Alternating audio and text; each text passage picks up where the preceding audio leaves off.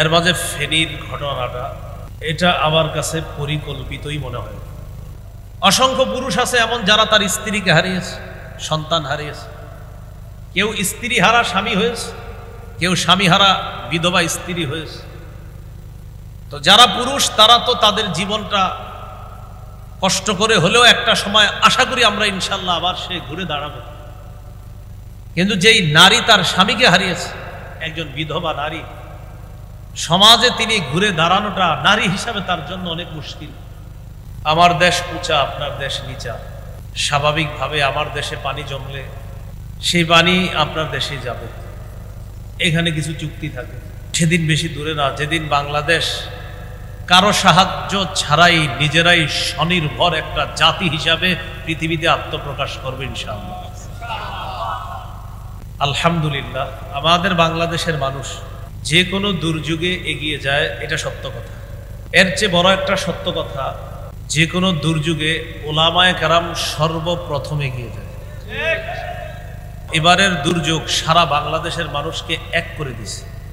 ওলামায়ে কেরামের পাশাপাশি ছাত্র জনতা, সাধারণ মুসলমান, এমনকি অন্য ধর্মের মানুষও স্বতঃস্ফূর্তভাবে এই দুর্যোগে বানভাসী মানুষ যারা বন্যা কবলিত এলাকার পাশে সবাই একসাথে দাঁড়িয়ে কেমন যেন এই কথা বলতে চেয়েছে, আমরা সবাই মিলেমিশেই বাংলাদেশ। কোরআনের এই আয়াত কেন বললাম আপনাদের সামনে, মানব সেবা এই আলোচনার কেন প্রয়োজন দেখা দিল? যে কোনো ভাবে হোক, হঠাৎ আমাদের বাংলাদেশে বিশেষ করে ফেনী, নোয়াখালী, লক্ষ্মীপুর, এইদিকে মনোহরগঞ্জ, সিলেটের কিছু অঞ্চল সহ খুলনারও কিছু এলাকা হঠাৎ বন্যা শুরু হয়ে যায়। এর মাঝে ফেনীর ঘটনাটা এটা আমার কাছে পরিকল্পিতই মনে হয়। এই জন্য বললাম যেভাবেই হোক, আপনার সাথে আমার সাথে কিছু চুক্তি হতে পারে, সেই চুক্তির মধ্যে এই জাতীয় কোনো বিষয় থেকে থাকে। আমার দেশ উঁচা, আপনার দেশ নিচা। স্বাভাবিকভাবে আমার দেশে পানি জমলে সেই পানি আপনার দেশে যাবে। এখানে কিছু চুক্তি থাকে। প্রচুর পানি জমে গেলে আপনাকে জানিয়ে দিতে হবে যে কোনো মুহূর্তে কিন্তু আমাদের দেশের পানি তোমাদের দেশে যেতে পারে। জানিয়ে দেওয়ার অর্থ কি? অর্থ হলো যাদের ঘর বাড়ি, গাছপালা, পশু পাখি ইত্যাদি ডুবে যাওয়ার আশঙ্কা থাকতে পারে, তারা যেন সতর্ক অবস্থানে চলে যায়। তো এই জাতীয় সতর্ক বার্তা দেওয়া, এটাও একটা পররাষ্ট্রনীতির মধ্যে আছে। এই জন্য বললাম যেভাবেই হোক বন্যা শুরু হয়েছে। ক্ষয়ক্ষতি কি পরিমাণ হয়েছে এটা আরো কিছুদিন পরে জানা যাবে।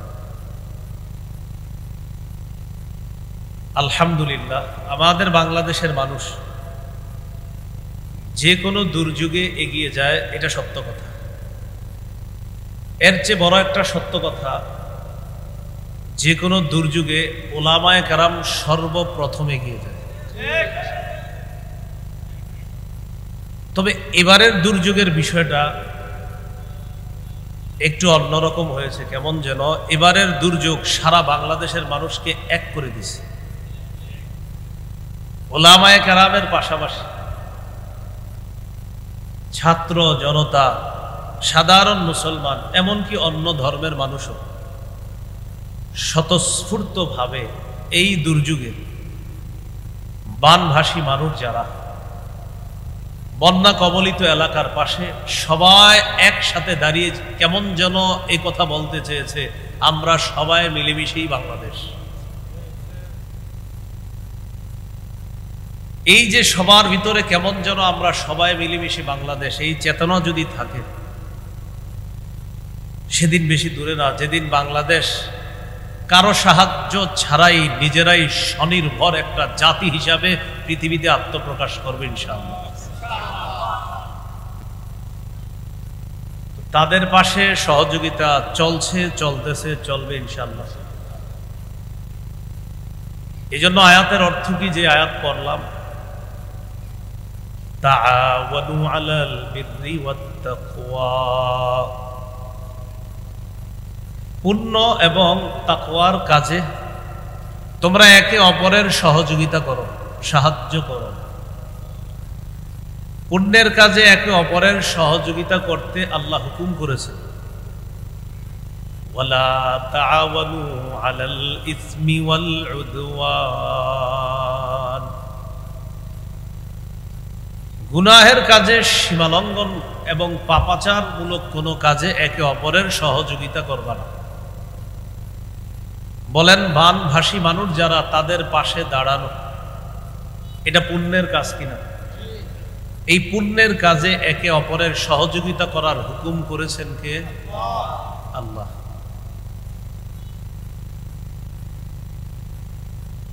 আবু দাউদের বর্ণনা 4944 নম্বর হাদিস। রাসূলুল্লাহ সাল্লাল্লাহু আলাইহি ওয়াসাল্লাম বলেন,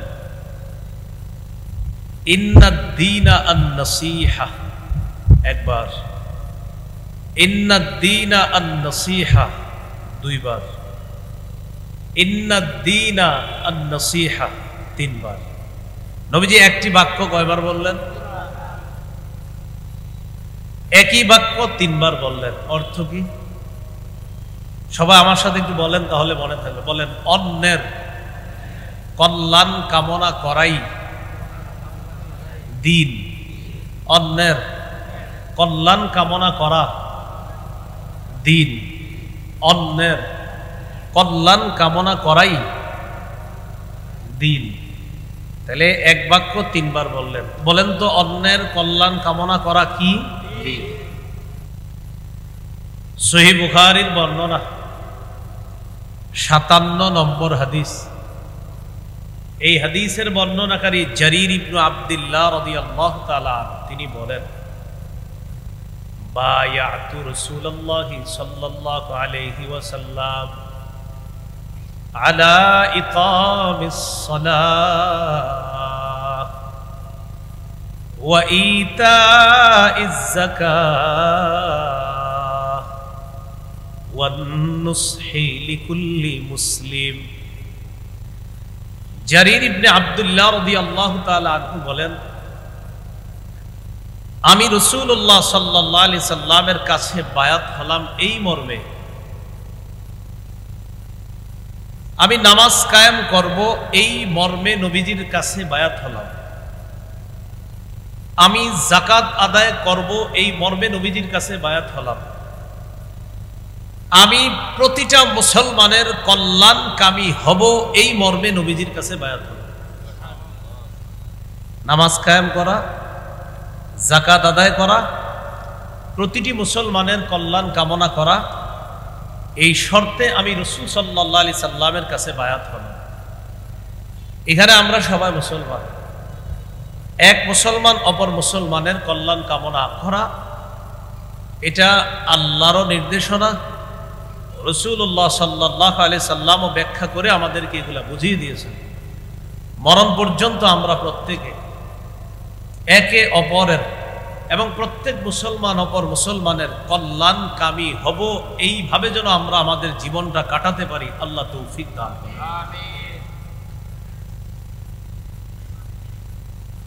রাসূলুল্লাহ সাল্লাল্লাহু আলাইহি ওয়াসাল্লামের হাদিস থেকে আমরা জানলাম, কল্যাণ কামনা করা এটা দ্বীনের অংশ।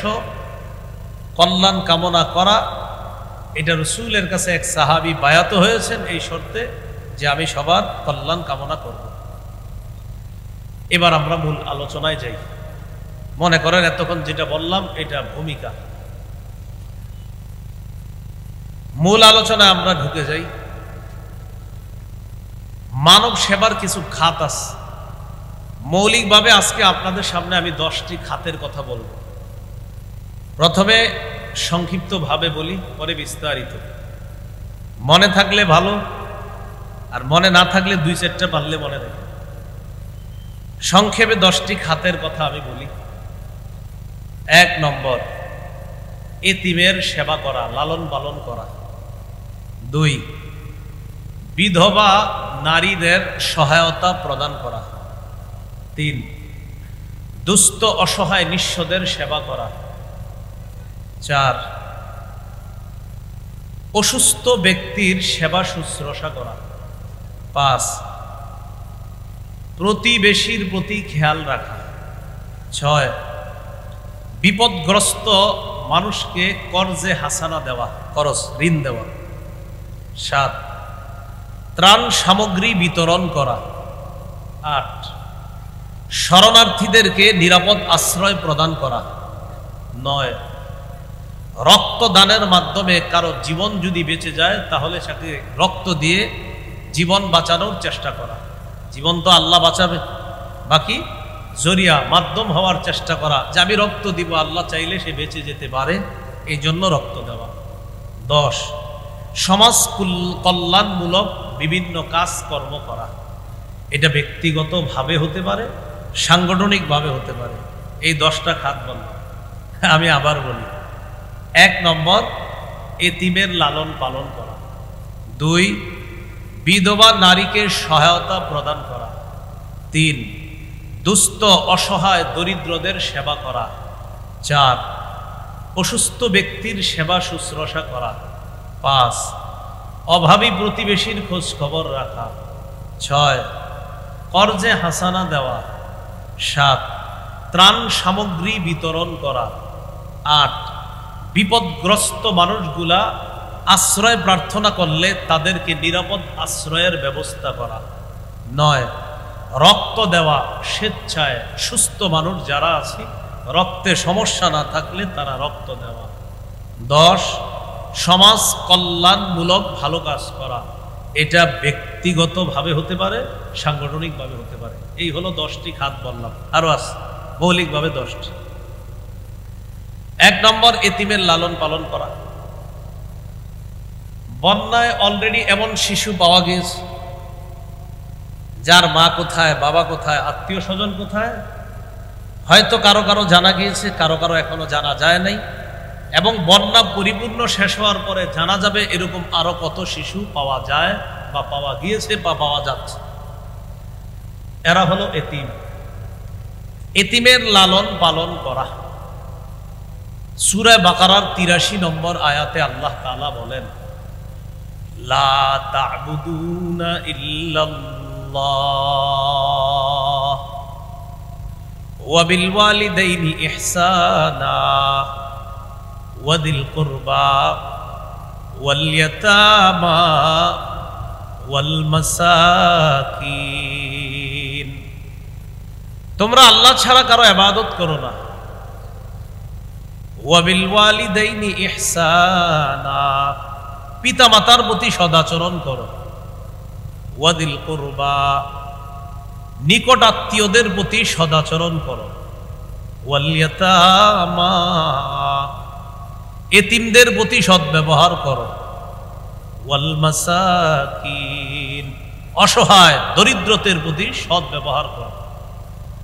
আয়াতে এতিমদের কথা বলা হয়েছে। অসহায়দের যখন সেবা করবেন আপনি 1 নাম্বার দেখবেন খাত এসে যাবে এতিমের খাত। সূরা বাকারার 215 নম্বর আয়াতে আল্লাহ তাআলা বলেন, ইয়াসআলুনাকা মাযা ইউনফিকুন,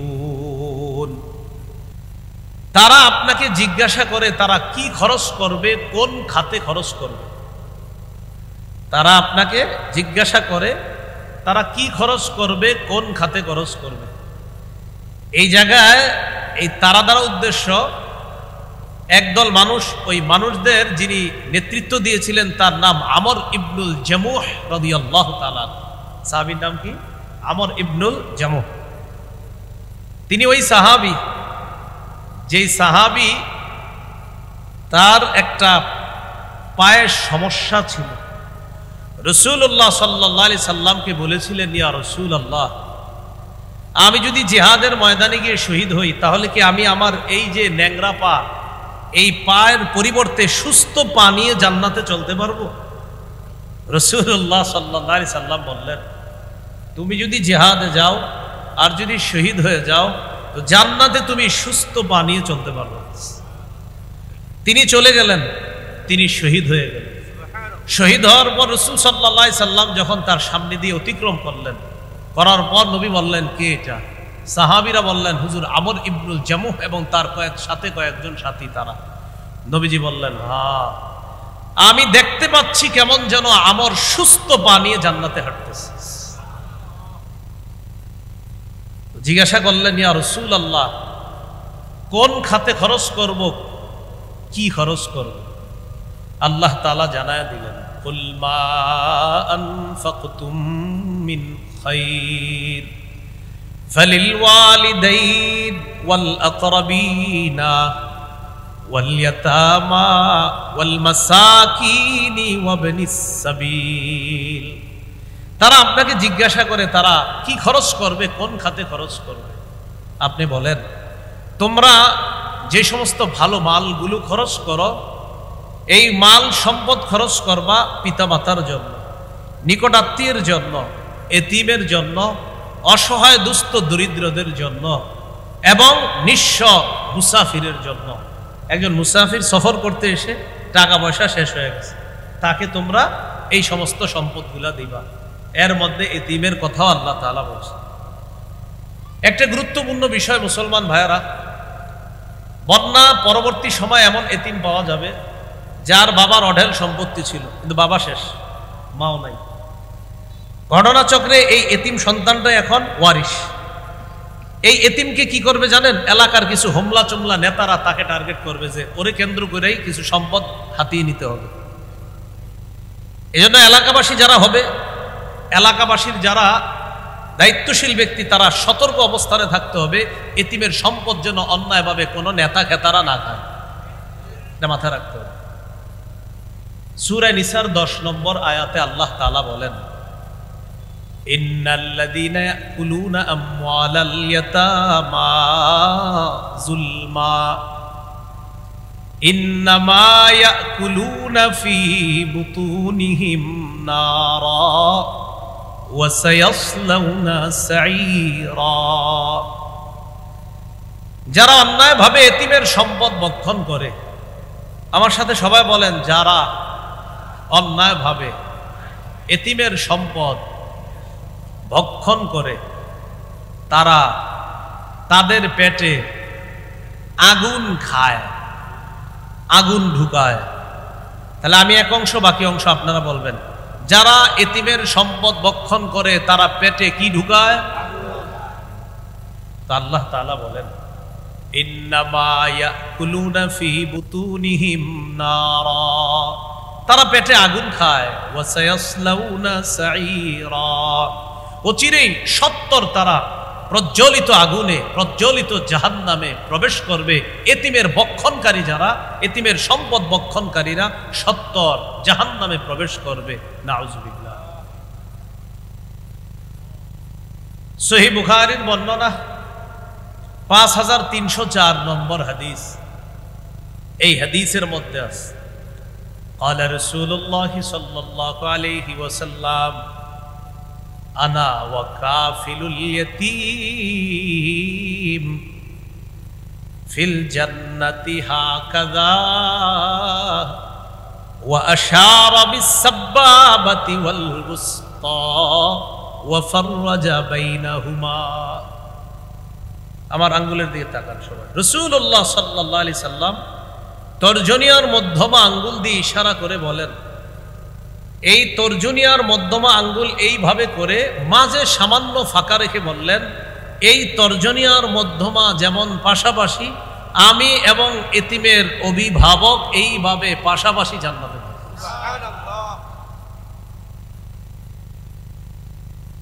মুসনাদে আহমদের হাদিস 1905 নম্বর হাদিস, 1905।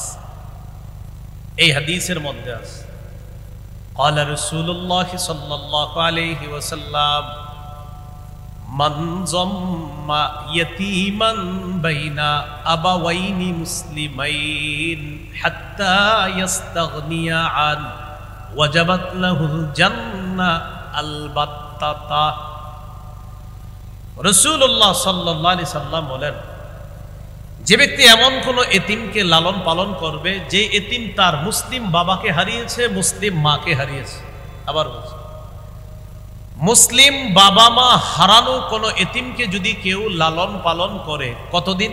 হাত্তা ইয়াস্তাগনিয়া আন, স্বাবলম্বী হওয়ার আগ পর্যন্ত। সে নিজে চলাচল করতে পারে, সে নিজে স্বাবলম্বী হয়েছে, এখন সে বুঝতেছে, চলতে পারে, জানতে পারে, এমন পর্যায়ে পৌঁছার আগ পর্যন্ত যে এতিমের লালন পালন করবে তার জন্য অবধারিতভাবে জান্নাত ওয়াজিব হয়ে যায়। ওয়াজাবাত লাহুল জান্নাহ আলবাত্তাতা, তার জন্য অবধারিতভাবে জান্নাত ওয়াজিব হয়ে যায়। তো বলছিলাম এতিমের লালন পালন করা এটা মানব সেবার একটা অন্যতম খাত। বন্যা কবলিত এলাকায়ও এমন এতিম পাওয়া যাবে, আবার আপনাদের এলাকায় আশেপাশে এরকম এতিমের সন্ধান পাবেন। তো এতিমের প্রতি আমরা সবাই যেন যত্নবান হতে পারি, আল্লাহ তৌফিক দান করেন। দ্বিতীয় খাত, বিধবা নারীকে সহায়তা প্রদান করা। বন্যা পরবর্তী সময়ে অসংখ্য বিধবা নারী পাওয়া যাবে। অসংখ্য পুরুষ আছে এমন যারা তার স্ত্রীকে হারিয়েছে, সন্তান হারিয়েছে। কেউ স্ত্রী হারা স্বামী হয়েছে, কেউ স্বামী হারা বিধবা স্ত্রী হয়েছে। তো যারা পুরুষ তারা তো তাদের জীবনটা কষ্ট করে হলেও একটা সময় আশা করি আমরা ইনশাল্লাহ আবার সে ঘুরে দাঁড়াবে। কিন্তু যেই নারী তার স্বামীকে হারিয়েছে, একজন বিধবা নারী, সমাজে তিনি ঘুরে দাঁড়ানোটা নারী হিসাবে তার জন্য অনেক মুশকিল। এই জন্য মানব সেবার অন্যতম একটা খাত হলো বিধবা অসহায় নারী যারা, তাদের প্রতি সহায়তা প্রদর্শন করা। কাঁধে করে, মাথায় করে, বোঝা করে হলো আপনার তাদের কাছে সহায়তা পৌঁছে দেওয়া। এটা ছবি দেওয়া দরকার নাই আপনি শুধু নিয়ে যাচ্ছেন, এতটুকু জনগণ জানতে পারে, সমস্যা নেই। যাকে দিচ্ছেন তার এখানে শুধু পৌঁছে দিয়ে আপনি চলে আসেন।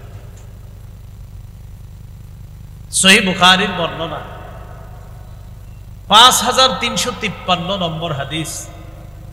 এই হাদিসের মধ্যে আছে ক্বালা রাসূলুল্লাহ সাল্লাল্লাহু আলাইহি ওয়াসাল্লাম আস-সাঈ আলাল আরমিলাতি ওয়াল মিসকিন কাল মুজাহিদি ফি সাবিলিল্লাহ আবিল কাইমিল লাইল আস-সাইমিন নাহার। রাসূলুল্লাহ সাল্লাল্লাহু আলাইহি ওয়াসাল্লাম বলেন, অসহায় বিধবা নারীকে সহায়তা প্রদান করার জন্য যারা এগিয়ে যায়, আল্লাহর রাস্তায় জিহাদ করলে, সারা রাত নফল নামাজ পড়লে, সারা দিন বিরামহীন নফল রোজা রাখলে যে সওয়াব, আল্লাহর রাস্তায় জিহাদ করলে যে সওয়াব, সারা রাত জাগ্রত থেকে নফল নামাজ পড়লে যে সওয়াব, সারা দিন রোজা রাখলে যে সওয়াব, অসহায় বিধবা নারীকে সহায়তা প্রদান করলে আল্লাহ তাকে সেই সওয়াব দান করবে। তাহলে মুজাহিদের সওয়াব পাবে, সারা রাত নফল নামাজের সওয়াব পাবে, সারা দিন নফল রোজা রাখার সওয়াব পাবে। বিধবা অসহায় নারী যারা, তাদের প্রতি যেন আমরা সহায়তা প্রদর্শন করতে পারি, সহায়তা প্রদান করতে পারি, তাদের পর্যন্ত যেন আমরা সুন্দরভাবে তারা যা যা প্রাপ্য এগুলা পৌঁছে দিতে পারি। এই হাদিয়া তাদের কাছে সুন্দরভাবে আল্লাহ পৌঁছে দেওয়ার তৌফিক দান।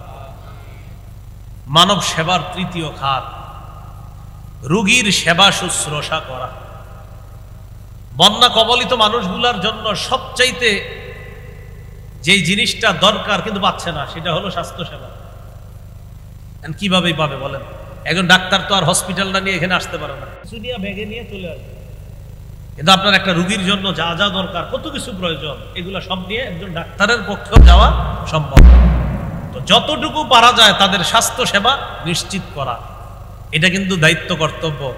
এই ব্যানারের উপরে যে সমাজ কল্যাণমূলক লেখা, এটা তাদেরও দায়িত্ব, কর্তব্য, যে তারাও খুঁজে খুঁজে এই মনোহরগঞ্জের কারা স্বাস্থ্য সেবা পাচ্ছে না, তাদের কাছে এই স্বাস্থ্য সেবা পৌঁছে দেওয়া, এটাও তাদের দায়িত্ব, কর্তব্য হয়ে যায়। তিরমিজির বর্ণনা 2737 নম্বর হাদিস, 2737 নম্বর হাদিস। এই হাদিসের মধ্যে আছে ক্বালা রাসূলুল্লাহ সাল্লাল্লাহু আলাইহি ওয়াসাল্লাম লিল মুমিনি আলাল মুমিনি সিত্তু খিসাল। সবাই মিলেমিশে বলেন, একজন মুসলমানের উপর অপর মুসলমানের জন্য 6টি হক রয়েছে। কয়টি হক রয়েছে ভাই? এবার একটি একটি করে আমি বলি, মন দিয়ে শুনেন। ইয়াউদুহু ইদা মারিদা, কোন মুসলমান অসুস্থ হলে তাকে দেখতে যাওয়া, এটা আমার উপর কর্তব্য, আরেক মুসলমান আমার কাছে এই হক পাওয়া। 2 নাম্বার, ওয়াশহাদুহু ইদা মাতা, কোন মুসলমান মারা গেলে তার কাফন দাফনে অংশগ্রহণ করা, এটা একজন মুসলমানের দায়িত্ব, কর্তব্য, আরেক মুসলমান আমার আপনার কাছে এটা পাও না। 3 নম্বর, ওয়ায়ুজিবুহু ইদা দাআ, কোন মুসলমান দাওয়াত দিলে ওজর না থাকলে তার দাওয়াত গ্রহণ করা। বিসমিল্লাহ। কোন মুসলমান দাওয়াত দিলে ওজর না থাকলে তার দাওয়াত গ্রহণ করা। 4 নাম্বার, ওয়ায়ুসাল্লিমু আলাইহি ইদা লাকিয়া, কোন মুসলমানের সাথে সাক্ষাৎ হলে তাকে সালাম দেওয়া।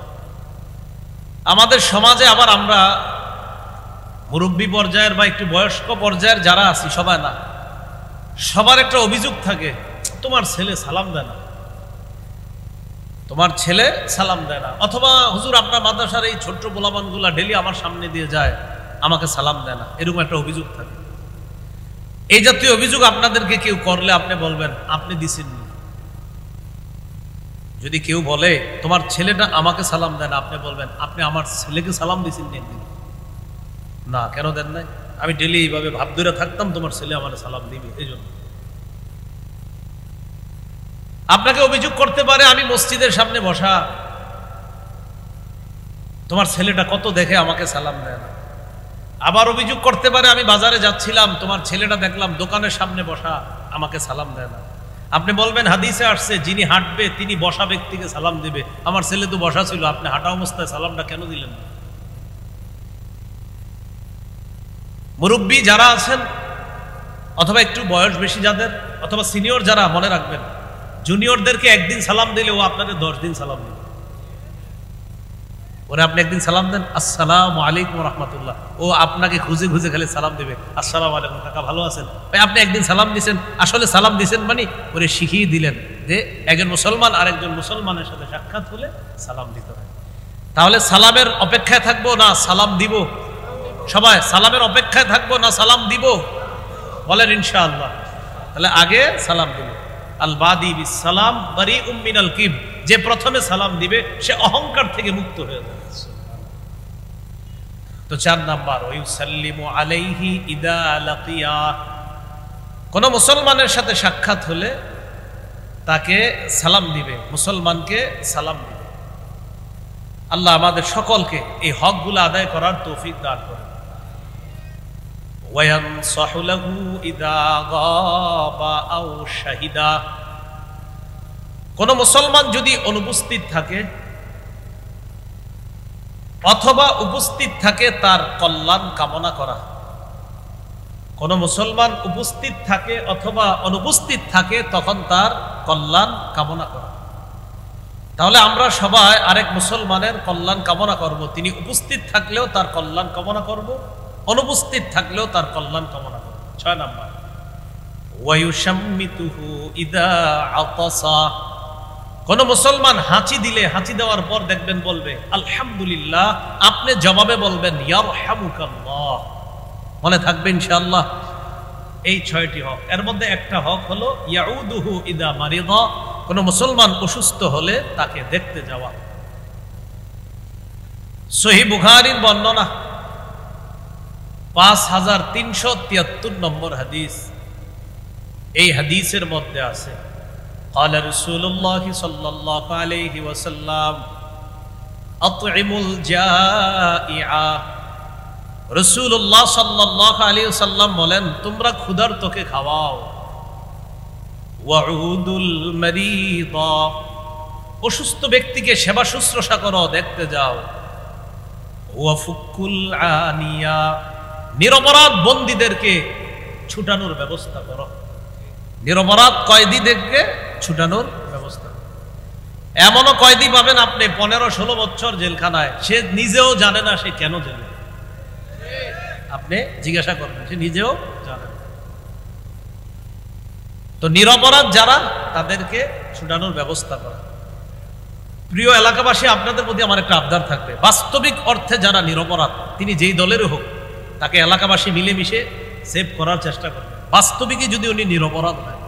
আর বাস্তবিক অপরাধী যারা, তারা যেন তাদের অপরাধের শাস্তি হওয়ার পর তারা পবিত্র হতে পারে, এটার জন্য চেষ্টা করা।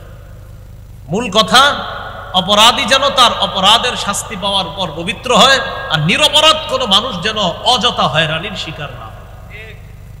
তাহলে নিরপরাধরা অযথা হয়রানির শিকার যেন না হয়, এই বিষয়গুলো খেয়াল রাখবেন। তো রাসূলুল্লাহ সাল্লাল্লাহু আলাইহি সাল্লাম 3টি হুকুম করলেন। 1 নাম্বার, ক্ষুধার্ত যারা তাদেরকে খাওয়াও। 2 নাম্বার, অসুস্থ ব্যক্তি তাদের সেবা শুশ্রূষা করো। 3 নাম্বার, নিরপরাধ যারা তাদেরকে ছুটানোর ব্যবস্থা করো। সহিহ মুসলিমের একটি হাদিস শোনায় আপনাদেরকে, 2568 নম্বর হাদিস, 2568 নম্বর হাদিস। এই হাদিসের মধ্যে আছে, قال رسول الله صلى الله عليه وسلم من عاد مريضا لم يزل في خرفة الجنة حتى يرجع। নবীজি বলেন, কোন মানুষ যখন কোন অসুস্থ ব্যক্তির সেবা শুশ্রূষা করতে যায়, তাকে দেখতে যায়, অসুস্থ ব্যক্তির ওই স্থান থেকে ফিরে আসার আগ পর্যন্ত, যেই ব্যক্তি অসুস্থ ব্যক্তিকে দেখতে যায়, রোগীর কাছ থেকে ফিরে আসার আগ পর্যন্ত সে জান্নাতের ফলের বাগানে ঘুরে বেড়ায়। ফি খুরফাতিল জান্নাত, সে জান্নাতের ফলের বাগানে থাকে। সাহাবীগণ প্রশ্ন করলেন, ওমা খুরফাতুল জান্নাতি ইয়া রাসূলুল্লাহ, হুজুর জান্নাতের খুরফা আবার কি জিনিস? নবী বললেন, জান্নাতের খুরফা হলো জান্নাতের ফল, ফলাদি। কোন ব্যক্তি যখন রোগীর সেবা শুশ্রূষা করে, তাকে দেখতে যায়, রোগীর কাছ থেকে ফিরে আসার আগ পর্যন্ত সে আল্লাহর জান্নাতের ফলের বাগানের মতো। তাহলে রোগীর সেবা শুশ্রূষা করা, এটা অনেক বড় ফজিলতের কাজ। আমরা এই ফজিলতের কাজ যেন সবাই করতে পারি, আল্লাহ তৌফিক দান করেন।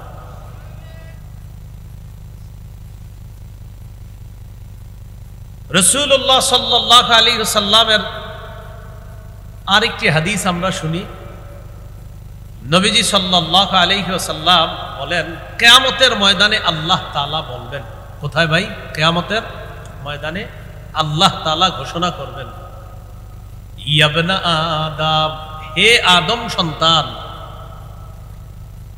মারিতু ফালাম তাউদনি, আমি অসুস্থ হয়েছি, তুমি আমাকে দেখতে আসো নাই। আল্লাহ বলবে, ক্বালা ইয়া রাব্বি কাইফা আউদুকা ওয়া আনতা রাব্বুল আলামিন, আল্লাহ আপনাকে কিভাবে দেখতে যাব? আপনি না বিশ্ব জগতের রব, আপনি কি অসুস্থ হন নাকি? আমি আপনাকে কিভাবে দেখবো? আল্লাহ, আপনি তো বিশ্ব জগতের রব, আপনি তো অসুস্থ হন না। আল্লাহ তাআলা বলবেন, আমা আলিমতা আন্না আবদি ফুলানান মারিদা, তুমি কি জানো না আমার অমুক বান্দা অসুস্থ হয়েছে? ফালাম তাউদহু, তুমি তাকে দেখতে যাও নাই।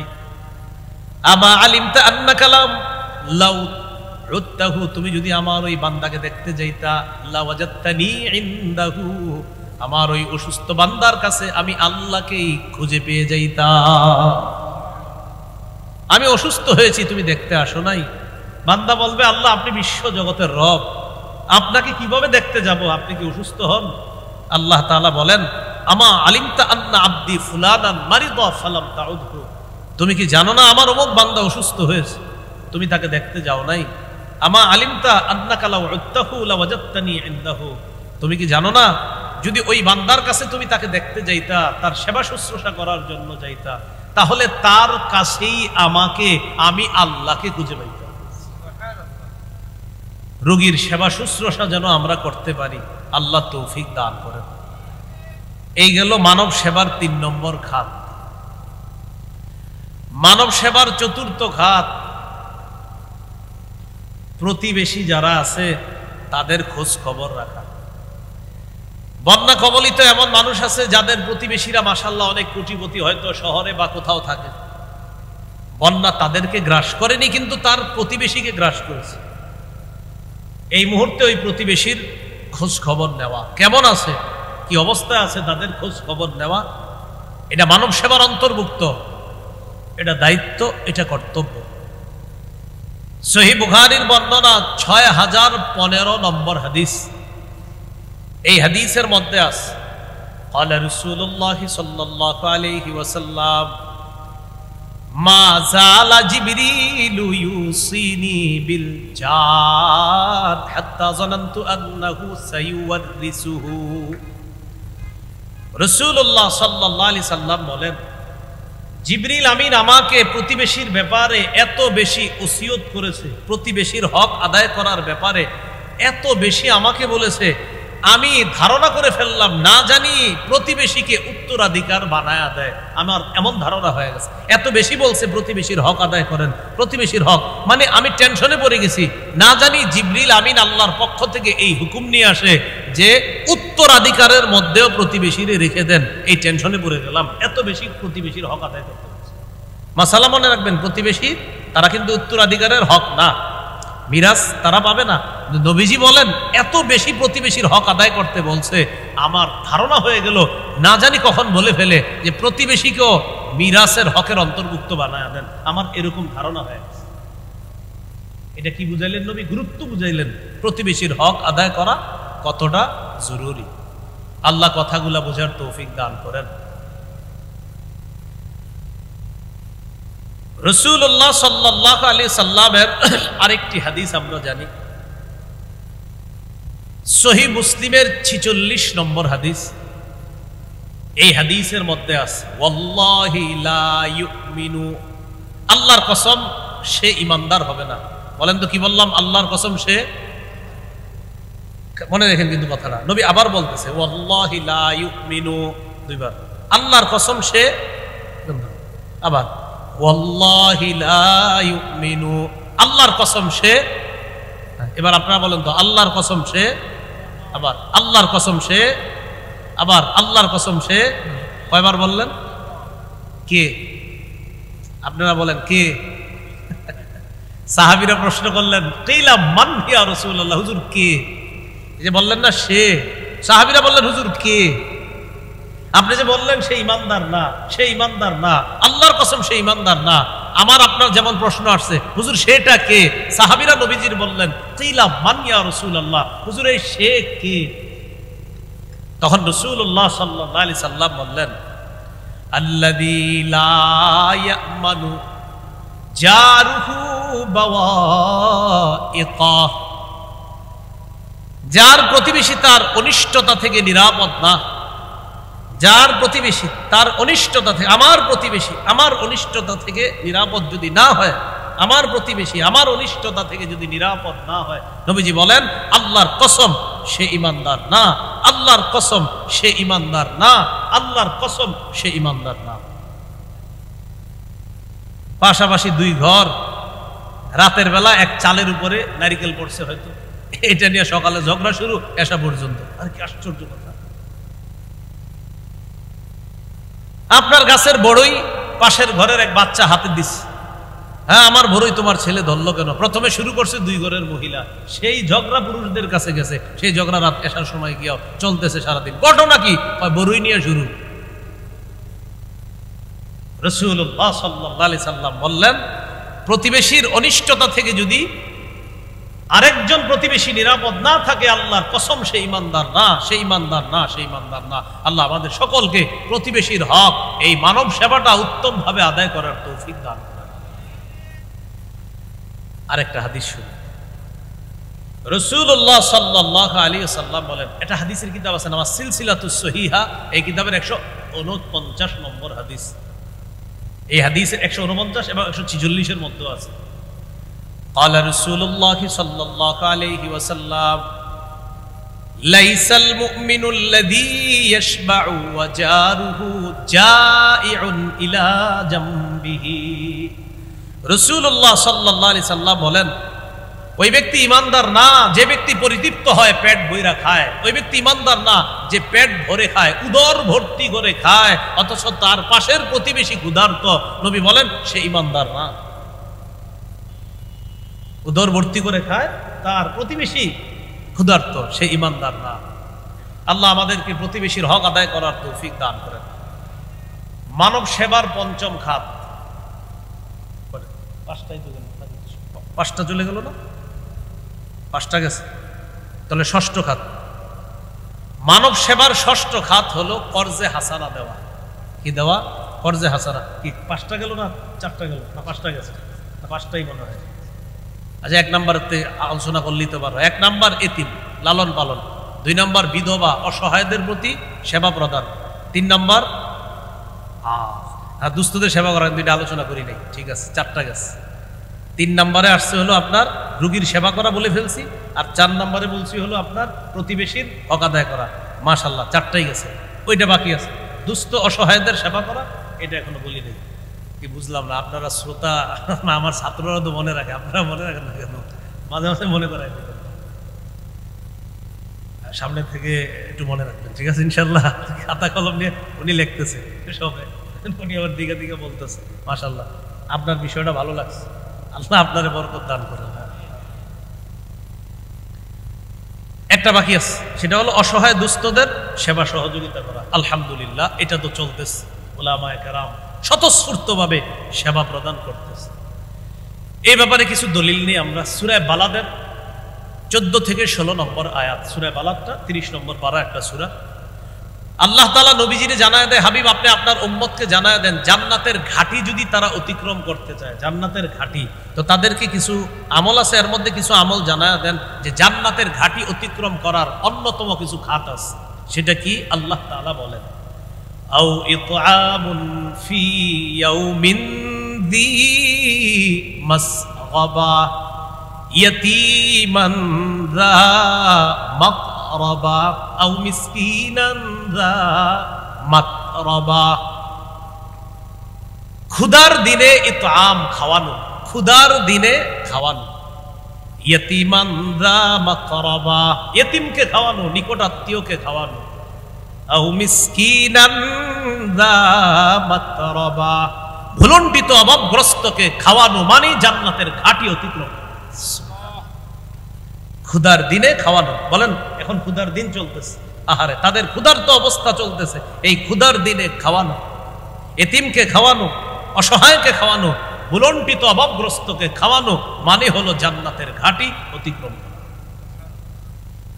সূরা মুদ্দাসসিরের 42 থেকে 44 নম্বর আয়াতে আল্লাহ তাআলা বলেন, জান্নাতীরা জাহান্নামীদেরকে বলবে, মা সালাকাকুম ফি সাকার, আচ্ছা তোমাদেরকে কোন জিনিস সাকর নামক জাহান্নামে প্রবেশ করালো?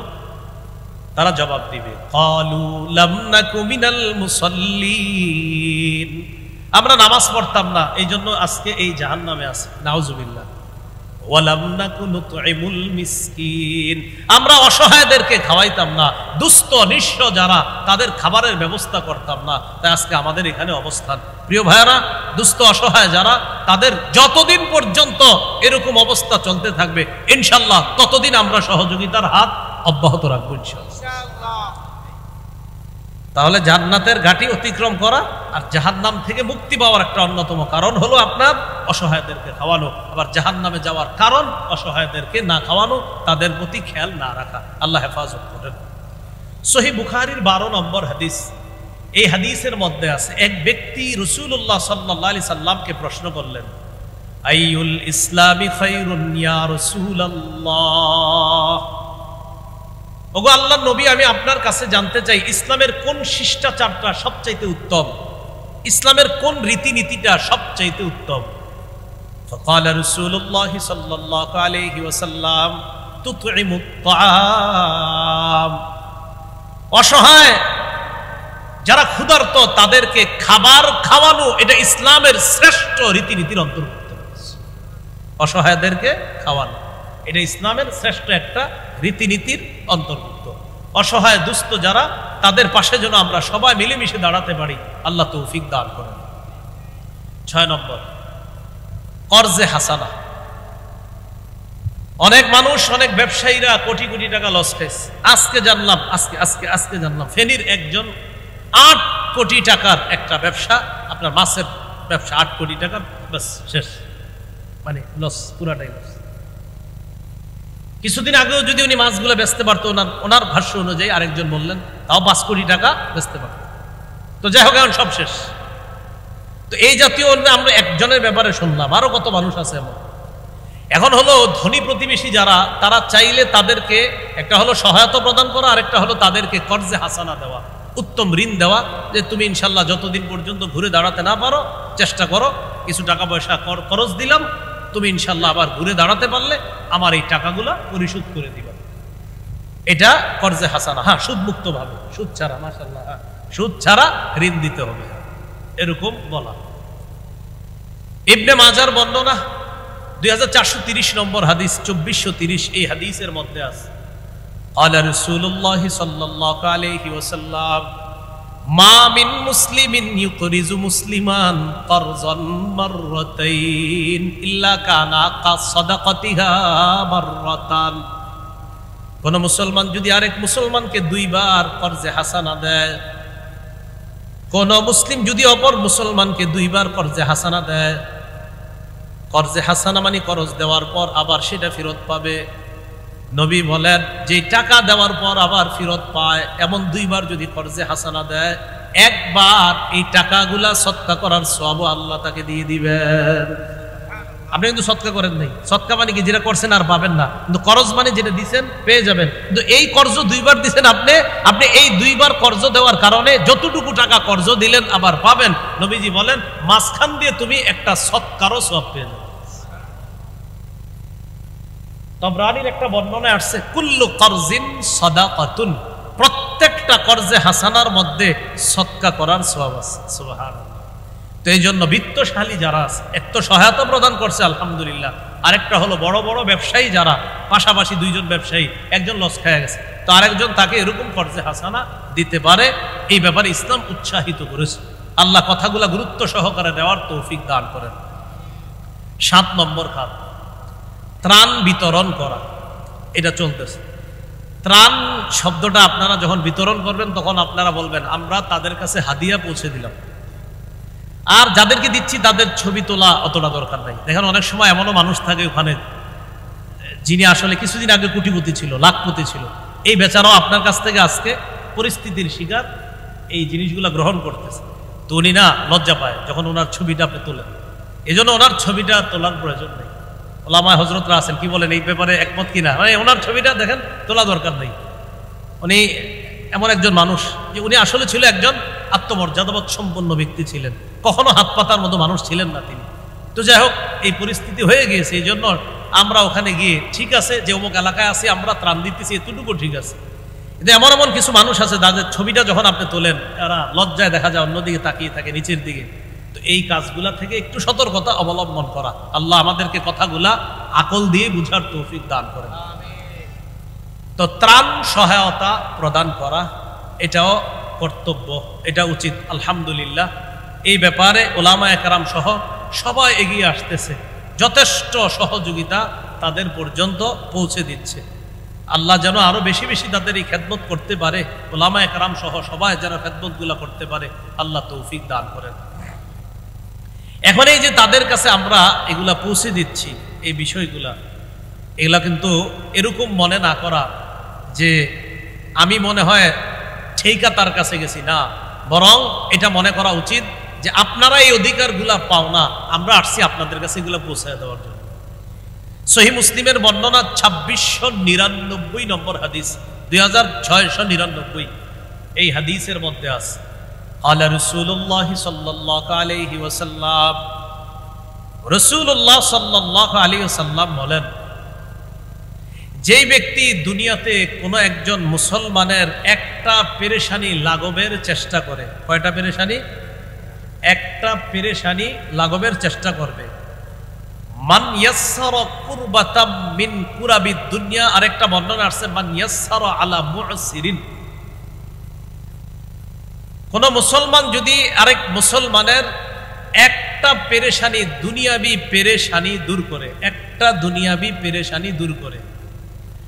আল্লাহ তাআলা কিয়ামতের ময়দানে তার কঠিন একটা পেরেশানি থেকে আল্লাহ তাকে হেফাজত করবেন। আবু দাউদের বর্ণনা আসছে 4946 নম্বর হাদিসে আছে, মান ইয়াসসারা আলা মুসিরিন ইয়াসসারাহুল্লাহু আলাইহি। কোন অভাবগ্রস্ত ব্যক্তির যদি কেউ সহায়তা প্রদান করে, কঠিন বিপদে আছে এমন কোন মুসলমানের কেউ সহায়তা প্রদান করে, আল্লাহ তাআলাও তাকে কঠিন বিপদের সময় আল্লাহ তার অনেক বিষয়কে সহজ করে দিবেন। এই জন্য ত্রাণ ইত্যাদি এগুলা দেওয়া, কঠিন বিপদগ্রস্ত মানুষের কাছে পৌঁছে দেওয়া, আশা করা কিয়ামতের ময়দানে কঠিন বিপদ থেকে আল্লাহ আমাকে হেফাজত করবে। এইগুলো ত্রাণ সামগ্রী 7 নাম্বার। 8 নাম্বার শরণার্থীদেরকে আশ্রয় দেওয়া। এটা মাশাআল্লাহ মাদ্রাসাগুলা মসজিদগুলা সবচেয়ে বড় ভূমিকা রাখছে। মাদ্রাসা আলহামদুলিল্লাহ বড় বড় মাদ্রাসাগুলাতে আপনি গিয়ে দেখেন এখন হিন্দুরা আছে, মুসলমানরা আছে, মসজিদেও হিন্দুদেরকে মুসলমানরা আশ্রয় দিচ্ছে। সারা দুনিয়াবাসীকে এটা বলে দেওয়া যে ইসলাম একমাত্র ধর্ম যা সমস্ত ধর্মের মানুষের নিরাপত্তা নিশ্চিত করে। কোন ধর্ম? এটা বুঝা ঠিক না না বুঝা? এটা আসলেই ঠিক, বলেন আসলেই ঠিক। ইসলাম একমাত্র ধর্ম যেটা সারা পৃথিবীর সব ধর্ম বর্ণ সবার জাতি নির্বিশেষ সবার নিরাপত্তা নিশ্চিত করে। এটার নাম কি? এজন্য কোন দেশের রাষ্ট্র ধর্ম যদি ইসলাম হয়ে যায়, এর মানে সকল ধর্মের মানুষগুলা নিরাপত্তার চাদরে চলে আসবেই ইনশাআল্লাহ।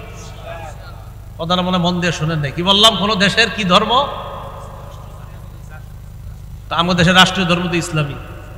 এটা না, যেটা আছে এখন এরকম না। বলেন ইসলামী হুকুমত, কোরআনের আইন যদি চালু হয়ে যায় তাহলে সব ধর্মের বর্ণের মানুষগুলা নিরাপত্তা পাবে ইনশাআল্লাহ। যে আল্লাহর কাছে দোয়া করবো, আল্লাহ আমরা সবাই যেন নিরাপদে থাকতে পারি। এই জন্য আল্লাহ আপনি রাসূল সাল্লাল্লাহু আলাইহি সাল্লামের সেই শাসন ব্যবস্থা আমাদের দেশে কায়েম করুন।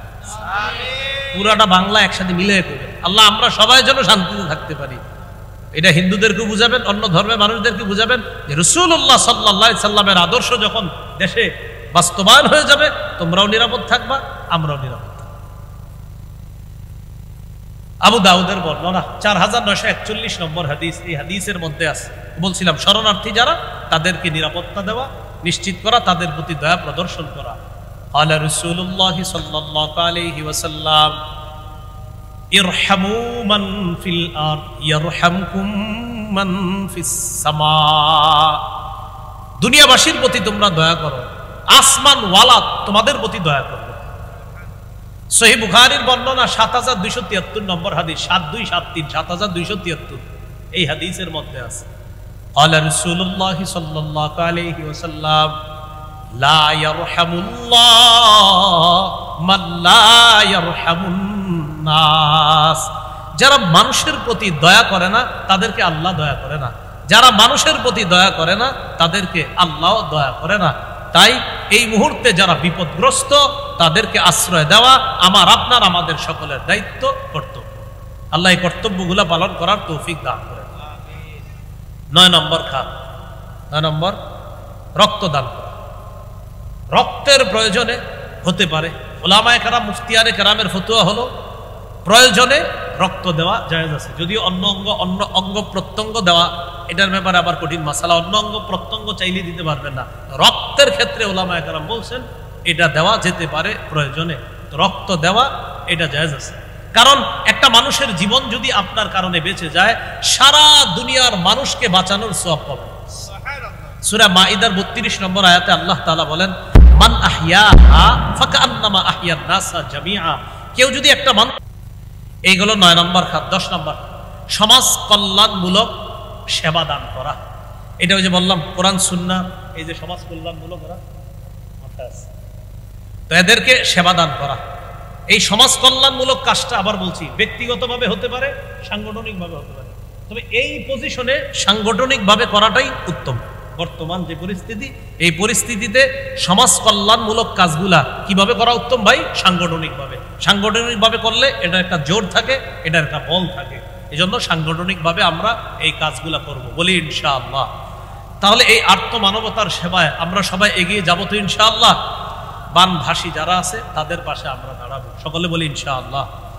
আমরা কেউ উঠাউঠি করব না, মাত্র আলোচনা শুরু হলো, আমি শুরু করে দিলাম, আমাদের উস্তাদে মোহতারাম ইনশাআল্লাহ আলোচনা সমাপ্ত করবেন, এজন্য আমরা কেউ উঠাউঠি করব না।